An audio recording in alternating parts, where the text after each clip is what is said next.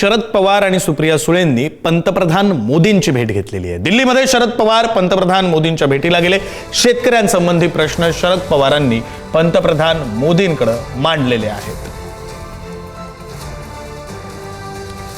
आपले प्रतिनिधी संदीप राजगोळकर आपल्यासोबत जोडले गेलेले आहेत, आपल्याला त्यांच्याशी बोलायचं आहे। संदीप राजगोळकर यांचा आपल्याशी असलेला संपर्क काही कारणाने तुटलेला आहे, मात्र बातमी आपण पाहतोय अतिशय महत्त्वाची राजकीय बातमी आहे। शरद पवार आणि सुप्रिया सुळेंनी पंतप्रधान मोदींची भेट घेतलेली आहे।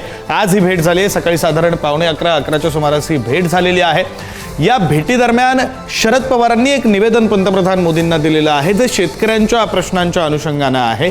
अर्थात दोघेही देशातले मोठे राजकीय नेते आणि त्यामुळे एक विरोधातले नेते एक सत्तेतले नेते या भेटीमुळे अर्थात राजकीय चर्चांना सुद्धा उधाण आलेलं आहे। आपले प्रतिनिधी संदीप राजगोळकर आपल्यासोबत पुन्हा एकदा जोडले गेलेले आहेत, आपण त्यांच्याशी बोलूया। संदीप, शेतकऱ्यांचे प्रश्न शरद पवारांनी मांडले, ते प्रश्न नेमके काय होते याविषयीची माहिती आणि अर्थात देशातले दोन मोठे नेते ज्यावेळी भेटतात त्यातही शरद पवार आणि पंतप्रधान मोदी भेटतात, राजकीय चर्चांना सुद्धा उधाण आलेलंच आहे। संदीप, अगदी बरोबर आहे। ज्येष्ठ नेते शरद पवार आणि खासदार सुप्रिया सुळे यांनी पंतप्रधान नरेंद्र मोदी यांची संसदेमध्ये भेट घेतलेली आहे आणि थेट मोदींना पत्र लिहिलेलं आहे शरद पवार यांनी।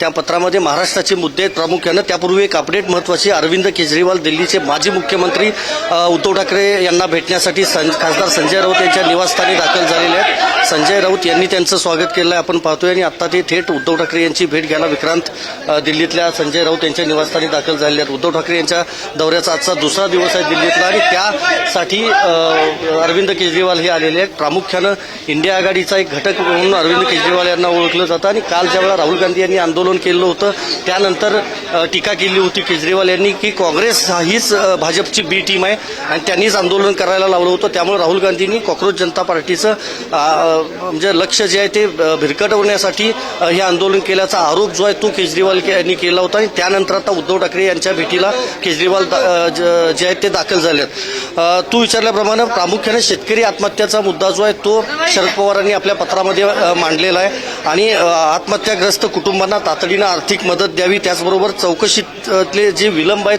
ते टाळले जावेत, मानसिक आरोग्य सहाय्य जे ती उपलब्ध करून द्यायची मागणी जी आहे विक्रांत ती या पत्रामधून करण्यात आली आहे। सिंचन आणि पाणी प्रकल्प जे आहेत महाराष्ट्रामधले त्यामध्ये पारदर्शकता असावी असं म्हटलेलं आहे। त्याचबरोबर MSPला कायदेशीर हमी हवी असं देखील शरद पवार म्हणतात। MSPचा मुद्दा गेल्या अनेक दिवसांपासून महाराष्ट्रामध्ये गाजतोय, आपल्याला माहिती आहे देशभरामध्ये गाजतोय आणि शेतकरी वेगवेगळ्या मुद्द्यावर आंदोलन करतायत। पीक विमा आणि निकृष्ट बियाण्यांवर कारवाई करण्याची मागणी देखील शरद पवार यांनी पंतप्रधान मोदी यांच्याकडे केली आहे, कारण खरीप हंगाम सुरू झालेला आहे महाराष्ट्रामध्ये आपल्याला माहिती आहे आणि त्यातच मोठ्या प्रमाणामध्ये बोगस बियाणं सापडत आहेत, त्यामुळे शेतकरी अडचणीत आलेले आहेत। पीक विमा म्हणावा तसा शेतकऱ्यांना मिळत नाही, नुकसान भरपाई मिळत नाही, पंचनामे केले जात नाहीत, असं सगळं जर चित्र पाहिलं तर एकंदरीत शेतकऱ्यांच्या प्रश्नावरचे जे मुद्दे आहेत ते मुद्दे घेऊन खासदार सुप्रिया सुळे आणि ज्येष्ठ नेते शरद पवार हे पंतप्रधान मोदींना भेटलेले आहेत। आता मोदींच्याकडून काय नेमकं रिप्लाय दिला जातो हे बघणं महत्वाचं आहे। मात्र दुसरा एक राजकीय कंगोरा असा आहे त्याला की आपल्याला माहिती आहे कॉक्रोच जनता पार्टीचं आंदोलन जंतर मंतरवर विक्रांत चालू आहे आणि त्या आंदोलनाला काल शरद पवार सुप्रिया सुळे यांनी भेट दिली होती। संदीप, तुम्हाला हाच प्रश्न विचारायचा आहे। आपण इतकी वर्ष राजकीय बीट पॉलिटिकल बीटमध्ये काम करताय, दिल्लीमध्ये अनेक वर्ष काम केलेलं आहे, आपल्याला असं वाटतंय आपलं जे विश्लेषण आहे ते काय सांगतंय की खरंच केवळ शेतकऱ्यांच्या मुद्द्यासाठी ही भेट झाली असेल का? मग कॉक्रोच जनता पार्टीचं सुरू असलेलं आंदोलन, राज्यातलं राजकारण, शरद पवारांची राष्ट्रवादी NDA सोबत जाणार अशा सुरू असलेल्या चर्चा, सुप्रिया सुळेंनी डिलिमिटेशन बाबत केलेलं वक्तव्य, या सगळ्याच्या अनुषंगाने सुद्धा ही भेट असू शकते, आपला अनुभव काय सांगतोय संदीप? अगदी ही गोष्ट नाकारता येत नाही। अनेक राजकीय किनारे जे आहेत ते या भेटीमागे दडलेले आहेत, ही गोष्ट नाकारता येत नाही, कारण शरद पवार हे ज्येष्ठ नेते आहेत देशातले, आपल्याला माहिती आहेत, त्यांनी ते बोलतात ते करतात एक अशी त्यांची ख्याती आहे विक्रांत महाराष्ट्राच्या आणि देशाच्या राजकारणामध्ये। त्यामुळं जरी हे पत्र असेल आणि शेतकऱ्यांचे मुद्दे असले तरी महत्वाचा तो मुद्दा म्हटल्याप्रमाणे NDA मध्ये सहभागी होणार का शरद पवार यांची राष्ट्रवादी काँग्रेस, कारण जोरदार चर्चा आहे की डिलिमिटेशनच्या मुद्द्यावरून जे विधेयक मांडलं जाईल त्यावेळेला ते बघून विधेयक आम्ही त्याबाबत ठरवू असं सुप्रिया सुळे यांनी मुंबईत पत्रकार परिषदेमध्ये सांगितलेलं होतं. त्यामुळे नक्कीच राजकीय चर्चा नाकारता येत नाही. मोदी आणि पवार हे दोघेही देशातले मोठे संदीप, ही नेते आहेत. चर्चा अर्थात नाकारता येत नाही. या संदर्भातच आपल्याला बोलायचंय. तुम्हाला थोडंसं थांबवतो. आपल्यासोबत शशिकांत शिंदे, शरद पवारांच्या राष्ट्रवादीचे प्रदेशाध्यक्ष जोडले गेलेले आहेत. त्यांची या भेटी संदर्भातली प्रतिक्रिया आपण समजून घेऊया. शशिकांत शिंदेजी, स्वागत आहे पुढारी न्यूजमध्ये. ही भेट झालेली आहे, आपली या संदर्भातली प्रतिक्रिया काय, आपली या भेटी संदर्भातली माहिती काय?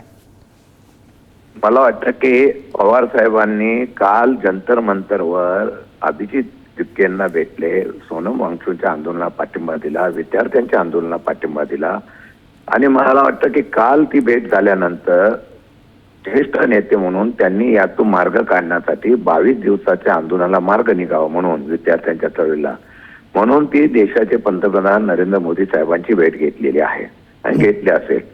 आणि मला वाटतं की त्यातून चर्चा करून मार्ग काही निघाला तर मार्ग निघाला तर चांगलं होईल आणि तशी प्रयत्न करण्यासाठी ते गेले असतील ते आणि सुप्रियाताई गेले असतील तर मला वाटतं की त्याचा निश्चितपणाने यातून मार्ग निघावा एवढीच आपण अपेक्षा करूया. शिंदेजी, आपण म्हणताय त्याप्रमाणे यासाठी ही भेट झाली असेल तर अर्थातच ते स्वागतार्ह आहे. यासाठी भेट झाल्याची शक्यता अगदीच नाकारता येत नाही. मात्र काही राजकीय कंगोरे सुद्धा या भेटीला नाकारता येत नाहीत ना. म्हणजे एकीकडे सुप्रिया सुळेंनी काही दिवसांपूर्वी केलेलं डिलिमिटेशन बाबतचं वक्तव्य असेल, तुमची राष्ट्रवादी, शरद पवारांची राष्ट्रवादी एनडीए सोबत जाण्याच्या चर्चा असतील, या सगळ्याच्या पार्श्वभूमीवर सुद्धा या भेटीकडे बघितलं जात आहे. तशाही राजकीय चर्चा सुरू झालेल्या आहेत. आता हे राजकीय चर्चा कुठल्या भेटीला लगेच वेगळ्या पद्धतीने लावणं चुकीचं आहे. मला एक तुम्ही सांगा, मग एनडीए बरोबर आम्हाला जायचं अशी जर चर्चा असते तर आम्ही आंदोलन केली नसती महाराष्ट्रामध्ये. पवार साहेबांनी सुप्रियाताईंनी स्टेटमेंट दिली नसती मग ह्या सरकारच्या विरोधामध्ये.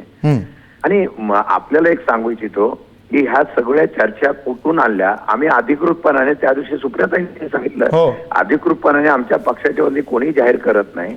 त्या संभव्य चर्चा ज्या होत आहेत त्या संभव्य चर्चेचा अर्थ हा प्रत्येक जण वेगवेगळ्या पद्धतीने काढतो आणि आम्ही भूमिका स्पष्ट केली होती की कुठल्याही परिस्थितीमध्ये विलिनीकरण होत नाही. एनडीए मध्ये कुठला प्रस्ताव, आमच्याकडे प्रस्तावच कुठले नाहीत. आता तुमच्या माध्यमातून आम्हाला प्रस्ताव नवीन नवीन कळतात.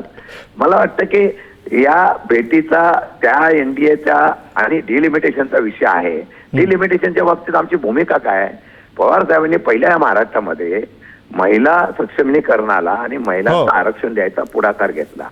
50% 33% आरक्षण जे काही महिलांसाठी देणार असतं त्याला आमचा पाठिंबा आहे ना. फक्त त्याला राजकीय आरक्षण देऊ नये, राजकीय डिलिमिटेशन होऊ नये याचाच विरोध आहे.